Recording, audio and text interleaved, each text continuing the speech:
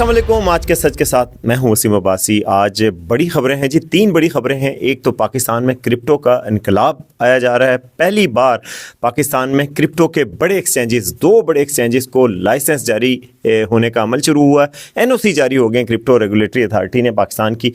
क्या इनकलाब इससे आ सकता है, पाकिस्तान में क्या होने जा रहा है? सीजी फैसल मस्जिद के सामने बैठ के पॉडकास्ट कर रहे हैं। तो अगर आप क्रिप्टो के चाहने वाले हैं तो एक बहुत बड़ी डेवलपमेंट आज हुई है, वो हम आपको आज बताएंगे। दूसरी खबर यह है कि जी जनरल फैज़ हमीद के फ़ैसले के आफ्टर शॉक्स आना शुरू हो गए हैं और बहुत सारी पेशरफ पाकिस्तानी सियासत पे हो रही है, लेकिन नवाज शरीफ साहब उसमें बिल्कुल सामने आ गए, मैदान में आ गए। उनको सज़ा मिलते ही फैज़ हमीद को और नवाज शरीफ साहब ने बड़ा ऐलान भी आज किया है। इस हवाले से भी हम बात करेंगे कि नवाज शरीफ साहब ने क्या बड़ा ऐलान किया है, अब वो क्या करने जा रहे हैं। और तीसरी खबर भी पाकिस्तान के लिए एक अच्छी खबर है, और वो है कि अफ़गानिस्तान की तरफ से उनके वज़ीर ख़ारजा अमीर ख़ान मुत्तकी ने भी कह दिया है कि पाकिस्तान के अंदर दरअंदाज़ी या दहशतगर्दी अब नहीं बर्दाश्त की जाएगी। ये क्या कितनी बड़ी सिग्निफिकेंट डेवलपमेंट है। साथ ही साथ वज़ीर आज़म भी जो मौजूद थे आज अशकाबाद में तुर्कमानिस्तान में, वहाँ पर जी उनको बड़ी पजीराई मिली नज़र आ रही। पुतिन उनके साथ गपशप लगा रहे हैं। 3-4 वर्ल्ड लीडर्स हैं, वो बड़ी कुर्सी पे वो बैठे हुए हैं, दूसरी कुर्सी पे वो बैठे हुए हैं। और वहाँ उन्होंने कहा कि जी दहशतगर्दी की दुनिया में नई लहर का ख़तरा अफ़गानिस्तान से आ रहा है। तो ये दुनिया में एक रीजनल सतह पर अफ़गानिस्तान पे बहुत प्रेशर बढ़ रहा था। इस वजह से शायद पाकिस्तान के साथ अब सुलह के सिवा उसके पास कोई चारा नहीं रहा।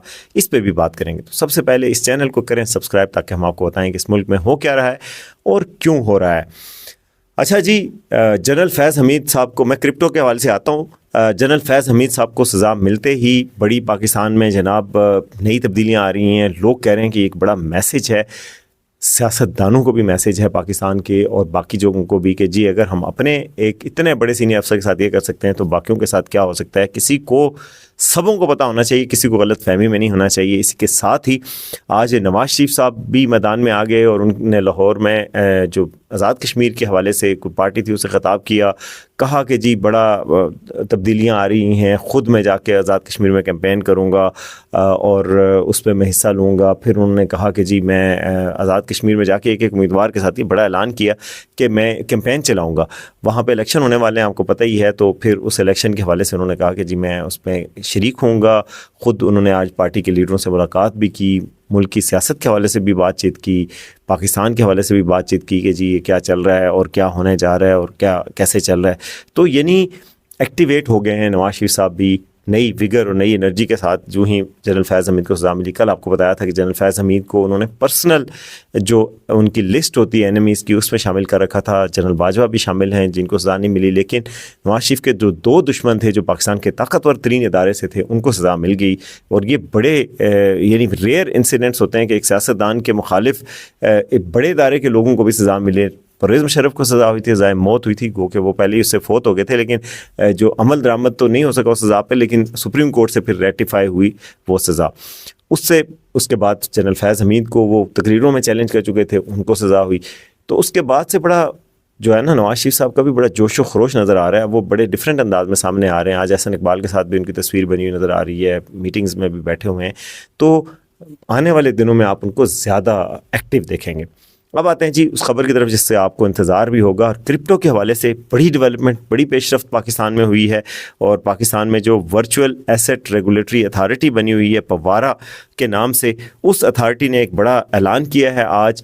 और दुनिया के का बड़ा, आपको पता है दुनिया का सबसे बड़ा करेंसी, क्रिप्टो करेंसी का एक्सचेंज है बाइनेंस, उसको और HTX जो एक चाइनीज़ बेस है, उनको NOC जारी कर दिया गया है। क्रिप्टो रेगुलेशन का एक नया दौर शुरू हो रहा है पाकिस्तान में। क्रिप्टो जो है वो अब तक इलीगल थी। क्रिप्टो की ट्रेड आप करते थे तो स्टेट बैंक को या बैंकों को पता लग जाए तो बैंक आपको अकाउंट बंद कर देते थे, क्योंकि बैंकों के ये पैरेलल सिस्टम है, तो बैंकों को तो ये सूट नहीं करता। लेकिन पूरी दुनिया में अब क्रिप्टो जो है वो एक एक्सचेंज, एक मुतबादिल करेंसी बनती जा रही है। और अमेरिका में तो क्रिप्टो का उन्होंने बैंक भी बनाया प्रेसिडेंट ट्रंप ने जी, के जो क्रिप्टो करेंसी के हवाले से उन्होंने स्पेशल बैंक बनाया, जिसमें जो 2 बड़े कॉइन्स हैं उनको रखा गया, 3 बड़े कॉइन्स को, XRP को भी रखा गया, बिटकॉइंस को भी रखा गया और इथेरियम को भी रखा गया।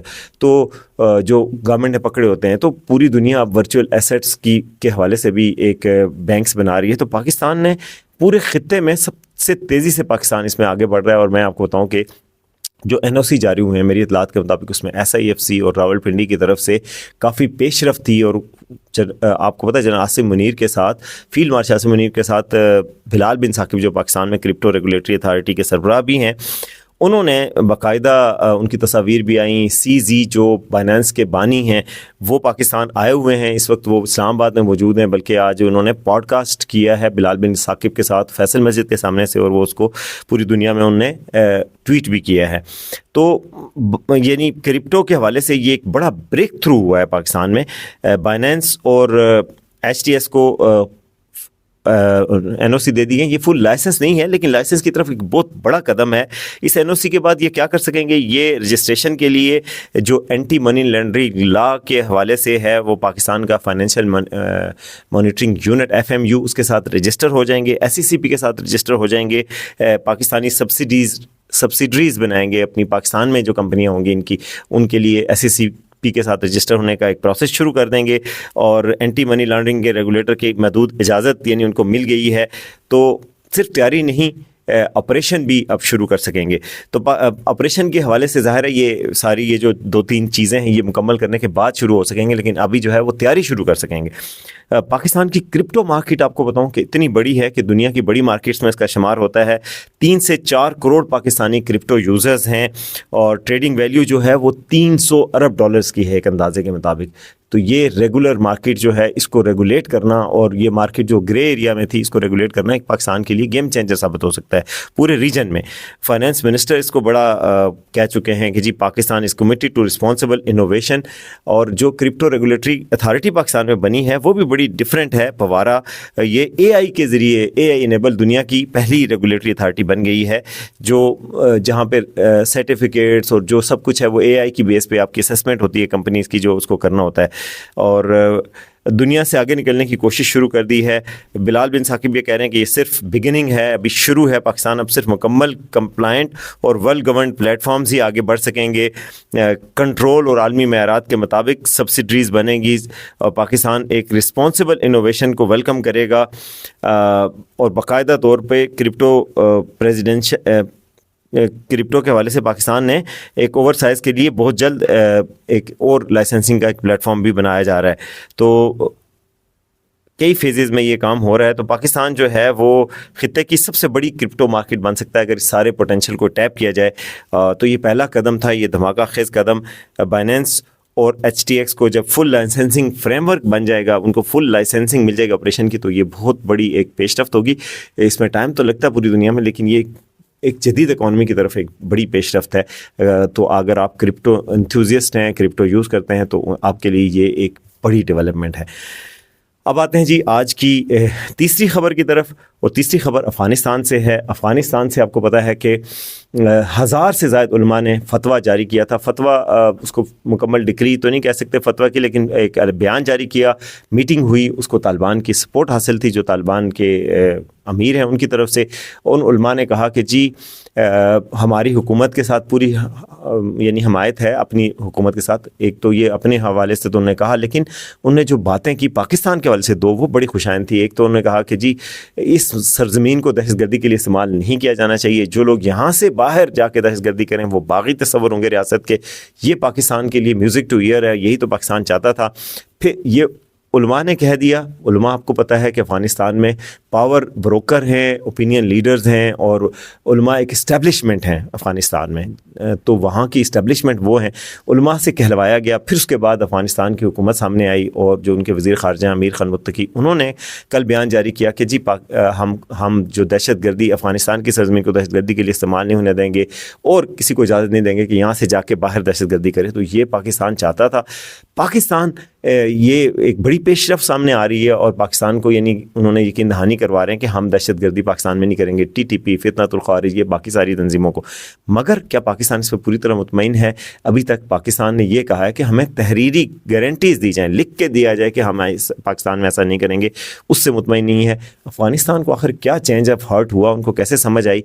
शायद इंटरनेशनल प्रेशर बढ़ रहा है, रीजनल प्रेशर बढ़ रहा है। आज अशकाबाद में हमारे जो प्राइम मिनिस्टर शहबाज शरीफ हैं वो गए हुए थे जनाब आप देखें तो इंडियन मीडिया चीख रहा है कि ये कैसे इनको पुतिन कैसे मिल रहे हैं, दोनों बैठे हुए हैं गपशप मार रहे हैं ऐसे एक दूसरे के साथ पुरजोश अंदाज में। फिर एक टेबल पे शहबाज शरीफ बैठे हुए हैं, साथ ही पुतिन बैठे हुए हैं, तुर्की के सदर तैयब एर्दोआन बैठे हुए हैं, तुर्कमानिस्तान के सरबराह बैठे हुए हैं, और जो सदारत की कुर्सी है वो शहबाज शरीफ साहब के पास है। सब कह रहे हैं पता नहीं क्या हुआ है, मार्का हक के बाद पाकिस्तान की अहमियत बढ़ गई है।